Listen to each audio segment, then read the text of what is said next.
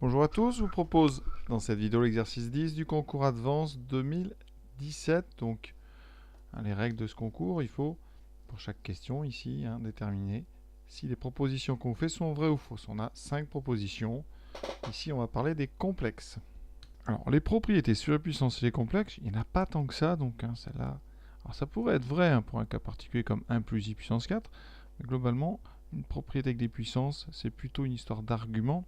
Vous savez, ici que EI θ puissance 4, ça fait EI 4 θ, c'est tout. Alors après, d'ici à ce que la puissance 4 rentre dans la partie imaginaire comme ça me paraît difficile. Donc ici, on va regarder. Vraiment, sur un cas particulier, ça peut vraiment marcher. Donc on est un petit peu obligé de calculer quand même pour vérifier. Globalement, ce qu'on peut dire, c'est que la partie réelle de z puissance 4 n'est pas, en général, 4 fois la partie réelle de z. D'accord ? Mais sur des cas particuliers, ça pourrait marcher. Par exemple, pour 0, la partie réelle de 0, qui est 0, est bien égale à 4 fois la partie réelle donc, de 0 qui est 0. Donc vous voyez, ici, donc, cette propriété, elle n'est pas vraie pour tout z. Elle peut être vraie pour certains. Alors ici, est-ce que c'est vrai pour 1 plus i puissance 4 ? Eh bien, je vais le calculer, ce 1 plus i puissance 4. Alors, 1 plus i puissance 4, c'est 1 plus i au carré fois 1 plus i au carré. Ça, ce sera la méthode la meilleure pour calculer. 1 plus i au carré, c'est une identité remarquable. 1 au carré plus 2 fois i plus i carré. D'accord ? Tout ça 2 fois, donc aussi ça fait ça au carré. Donc, i carré c'est moins 1. Ça fait 1 plus 2i, je vais doucement, moins 1 au carré. Donc vous voyez que les moins 1 s'annulent, il reste 2i au carré. Donc, 4i carré, on met tout au carré, donc moins 4. La partie réelle de moins 4, c'est moins 4. D'accord ? Puisque c'est déjà un réel. Donc, partie réelle de 1 plus i puissance 4, c'est égal à moins 4. De l'autre côté, 4 fois partie réelle de 1 plus i, partie réelle de 1 plus i, c'est 1. Donc, ça fait 4. Donc, 4 est différent de moins 4. Donc, la proposition, elle est fausse.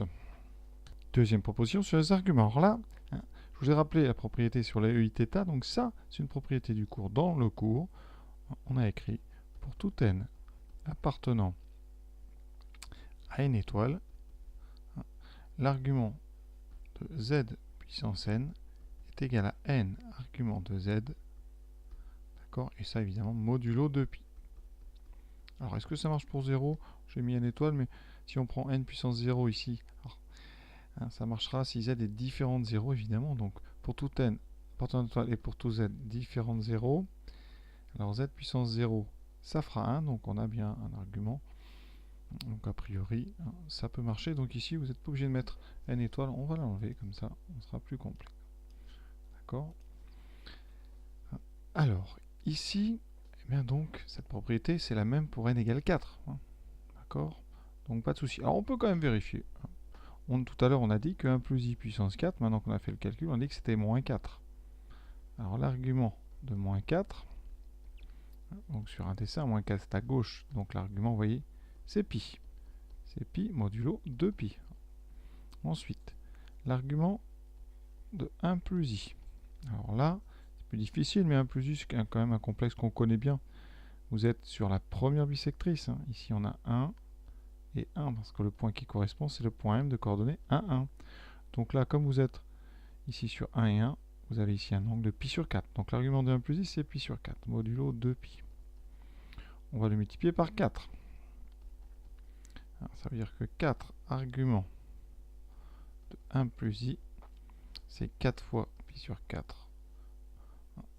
Et effectivement, eh bien ça fera 4 fois pi sur 4, ça fera pi modulo 2pi. Donc c'est bon, la propriété elle est vraie. Voilà.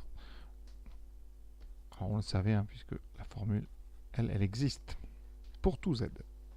Non nul, puisque je rappelle que seul 0 n'a pas d'argument, donc il faut faire toujours attention. On est toujours obligé d'enlever 0 dès qu'on parle d'argument.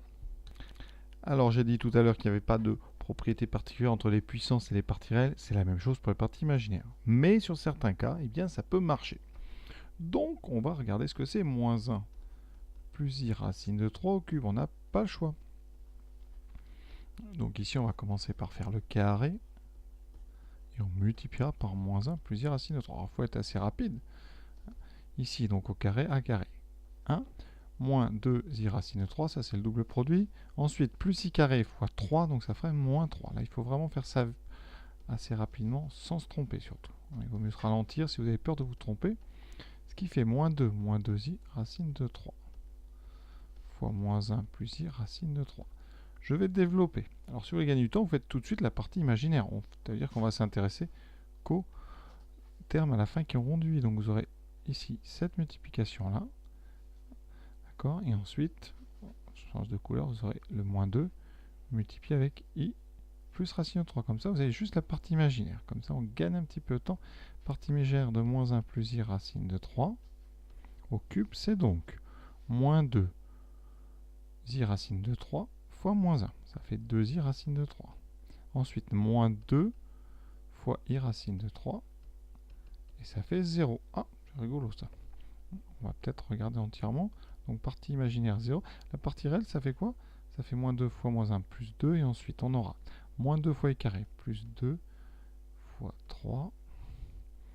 Ce qui fait 6. Je refais doucement. 2i racine de 3 fois i racine de 3. Donc, on a moins i carré, donc plus 1. Fois 2 et racine de 3, ça fera 6. Donc, il en reste 8. Ah, c'est un réel. C'est un réel tout de suite.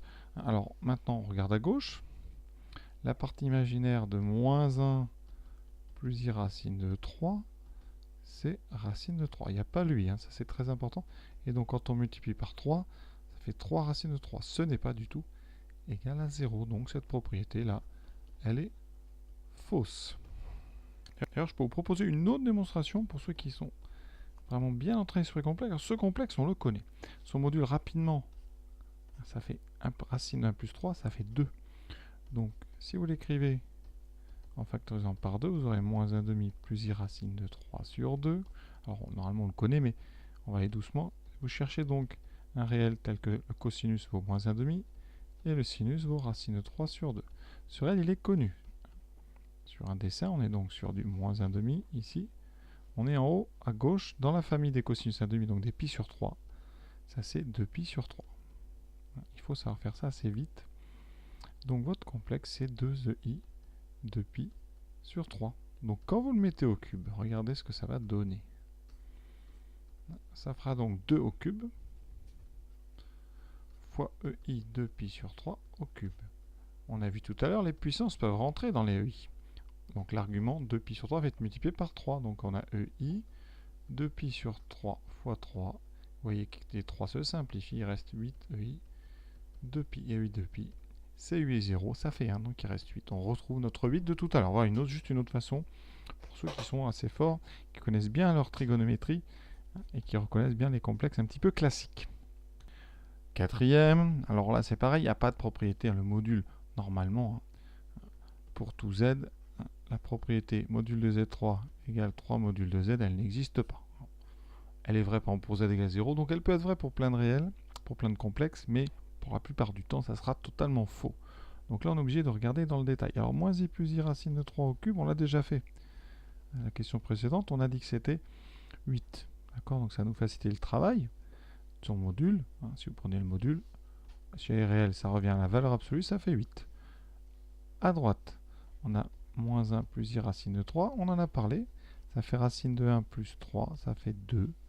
Donc, 3 fois le module du moins 1 plus i racine de 3, ça fait 3 fois 2, 6. C'est différent de 8. Donc cette propriété, elle est fausse assez simplement. Celle-là, si on a fait évidemment le calcul du cube.